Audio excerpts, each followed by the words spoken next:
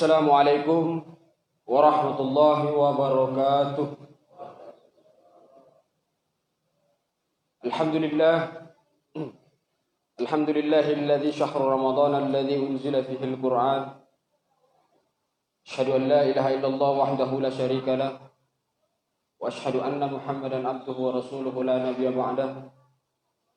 Allahumma salli ala sayyidina Muhammadin nabiyil ummi wa ala alihi wa ashabihi wa man tabi'ahu wa mawala. Qala Allah ta'ala fi Qur'anil 'azim wa huwa asdaqul qailin. A'udzu billahi minasy syaithanir rajim. Bismillahirrahmanirrahim. Ya ayyuhalladzina amanu taqullaha haqqa tuqatih wa la tamutunna illa wa antum muslimun. Wa qala ta'ala fi ayatil ukhra.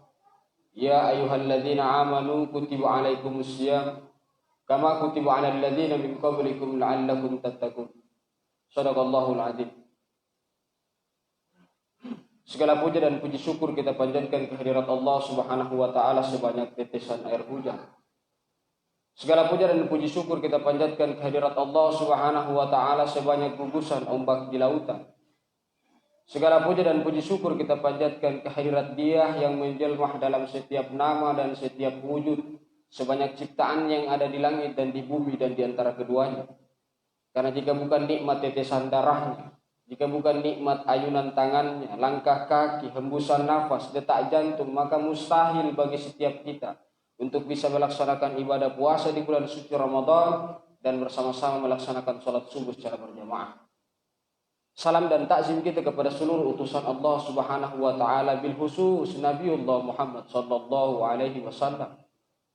Nabi yang karena keagungan namanya, Nabi yang karena dialah satu-satunya alasan sehingga Allah Subhanahu wa taala menggelar dan membentangkan alam semesta beserta seluruh isi. Hadirin jamaah subuh yang insyaallah dimuliakan dan dirahmati oleh Allah Subhanahu wa taala.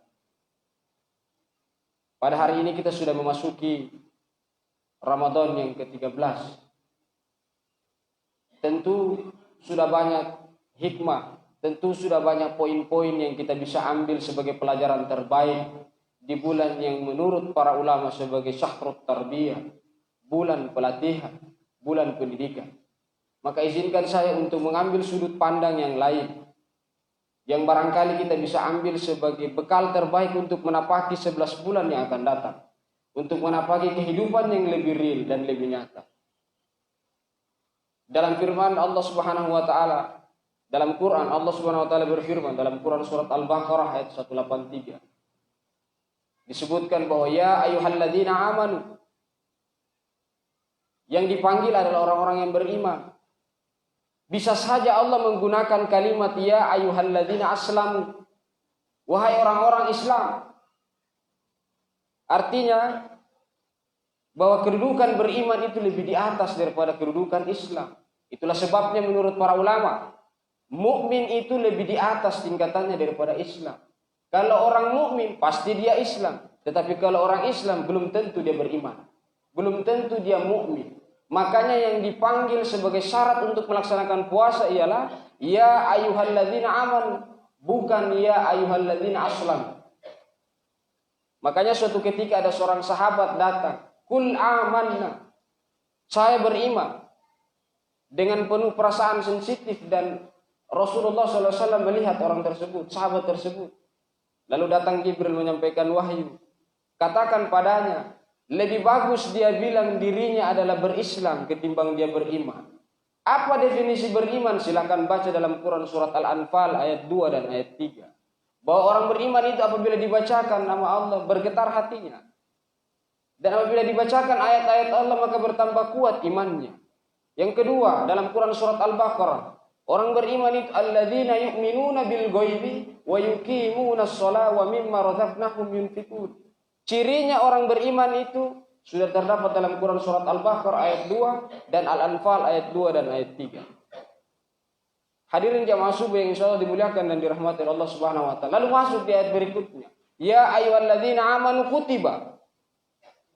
Kata Allah kutiba bukan fardu. Padahal kutiba, fardu dan wajib sama artinya, sama-sama menunjukkan wajib. Di banyak ayat Allah menyebutkan perintah sesuatu yang sifatnya wajib, itu pasti konsekuensinya dosa. Sholat itu fardu. Tetapi puasa Allah katakan kutiba. Makanya kita coba lacak kedudukan kutiba, fardu dan wajib. Misalnya kita kasih sederhana.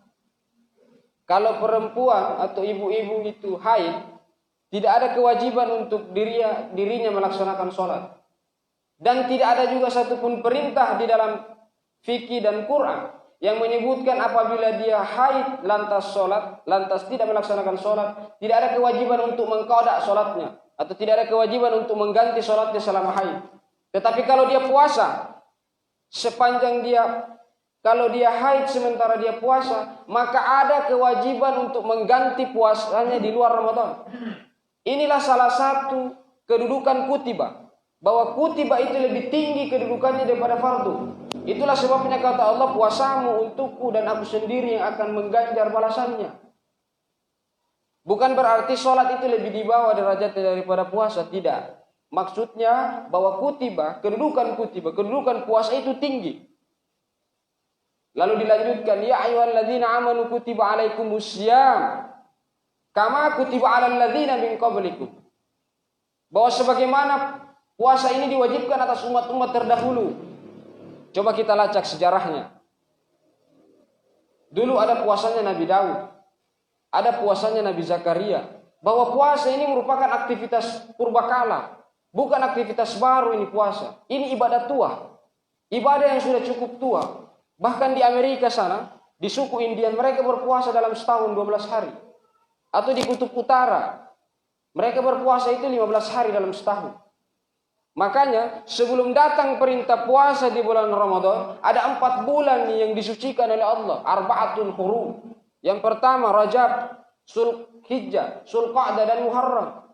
Begitu datang perintah puasa di dalam bulan suci Ramadan yang diberikan kepada umat Rasulullah SAW, maka di dalam hadis Imam Ahmad disebutkan bagaimana Nabiullah Musa itu sangat cemburu terhadap istimewaan dan kedudukan Ramadan di dalam yang diberikan kepada umat Rasulullah SAW. Makanya sampai dia bilang, ya Allah, mengapa engkau tidak berikan Ramadan ini kepada kami? Jika demikian maka izinkan saya untuk menjadi umatnya Rasulullah SAW. Saking tinggi dan keistimewaannya Ramadan ini. Nah berikutnya, kita kerap kali menyangka bahwa Ramadan itu, seringkali menyandingkan bahwa Ramadan itu suci. Sekarang masalahnya ialah suci itu bukan sesuatu yang meruang dan waktu. Suci itu tidak terbatas dia. Tidak boleh dipatok bahwa hanya di Ramadan suci. Suci itu begitu kita meramadankan diri kita, maka kita memasuki kesucian diri kita. Itu yang dimaksud suci.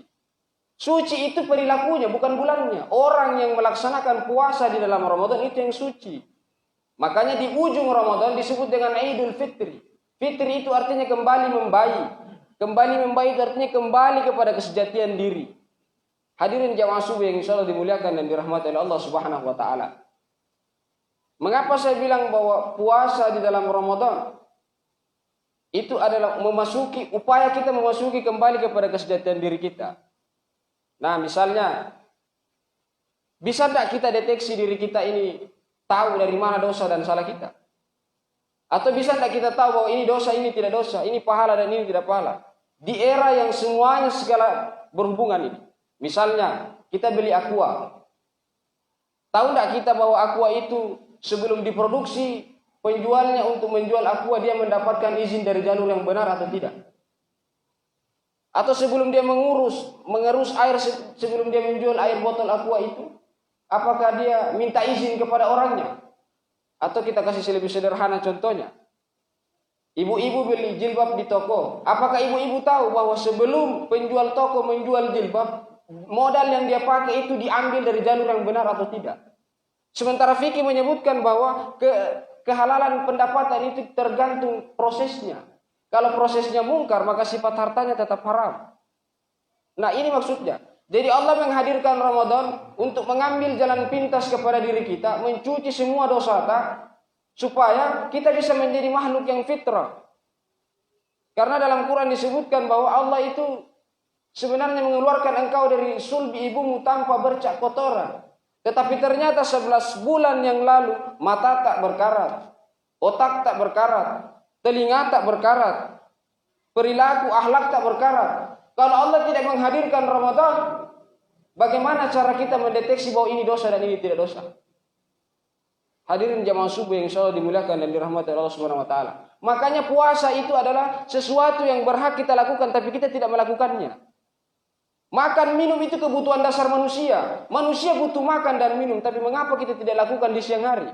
Berarti ada sesuatu yang lebih besar daripada kesukaan kita terhadap kebutuhan dasar kita, yaitu rasa cinta kepada Allah.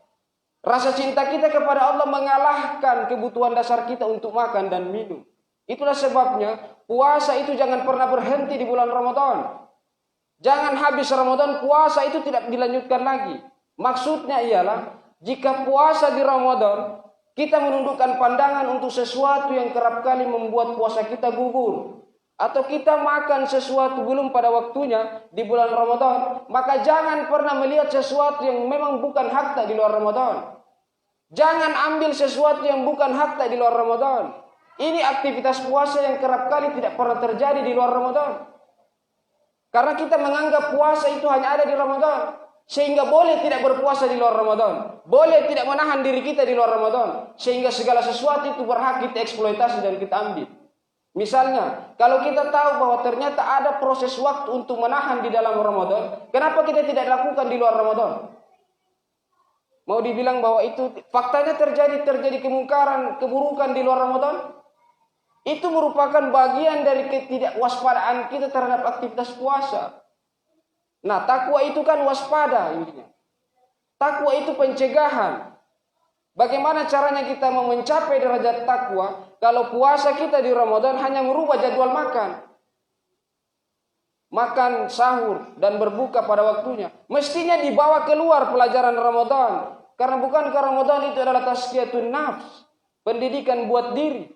Lantas pendidikan apa yang kita dapatkan kalau ternyata 11 bulan yang akan datang justru kita melakukan hal yang berbanding terbalik di dalam Ramadan?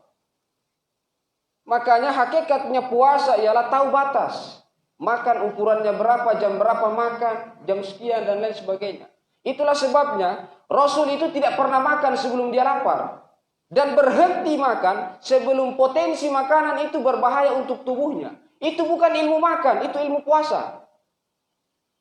Itu bukan ilmu tentang makan. Misalnya begini, kalau di dalam hubungan suami istri tidak ada ilmu puasa, maka setiap suami akan melihat yang bukan istrinya. Ataupun sebaliknya. Makanya aktivitas puasa jangan pernah ditinggalkan hanya di bulan Ramadan.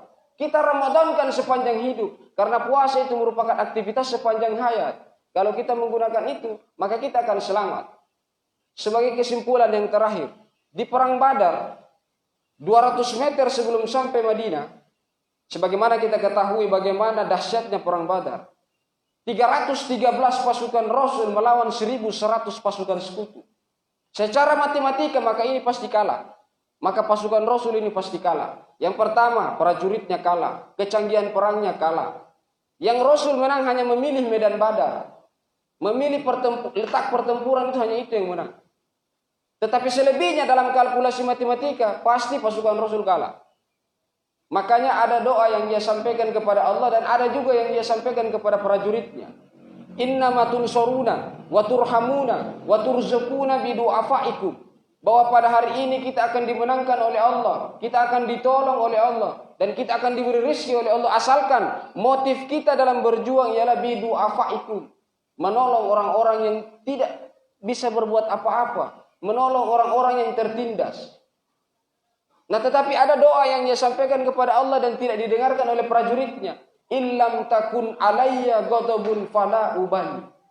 Ya Allah, asalkan engkau tidak marah maka aku rela. Aku ridho sekalipun aku kalah di medan Badar. Asalkan engkau tidak marah, sekalipun Islam hancur berkeping-keping dan saya pulang dalam keadaan kalah, aku rela. Poinnya ialah 313 melawan 1.100 pasukan sekutu. Kenapa Rasul menang di Perang Badar? Jika tidak ditolong oleh Allah maka mustahil Rasulullah menang di Perang Badar. Sama dengan kita. Kita ini sudah tidak bisa deteksi dosa kita, mana dosa dan mana pahala. Jika Allah tidak menolong kita, maka kita tidak akan bisa mencapai kesucian diri kita. Kita tidak akan bisa mencapai bahwa kita ini fitrah pada dasarnya. Makanya Allah hadirkan Ramadan sebagai bulan untuk mengampuni dan mencuci semua dosa-dosa kita. Hadirin jamaah subuh yang insyaallah dimuliakan oleh Allah Subhanahu wa taala. Itulah sebabnya pelajaran terbaik di Ramadan jangan pernah ditinggalkan hanya di Ramadan, tapi bawa keluar untuk menyongsong 11 bulan yang akan datang. Karena pelajaran Ramadan itu mengantarkan kesadaran kita dari kesadaran buruk yang busuk menuju kesadaran ilahiyah. Kalau puasa menjadi aktivitas keseharian kita, maka yakin dan percaya tingkat kriminal, keburukan atau yang disebutkan dalam Al-Quran fahsya wal munkar itu kita bisa tekan. Itulah yang dapat saya sampaikan. Lebih dan kurangnya saya mohon maaf. Billahi taufiq wal hidayah. Assalamualaikum warahmatullahi wabarakatuh.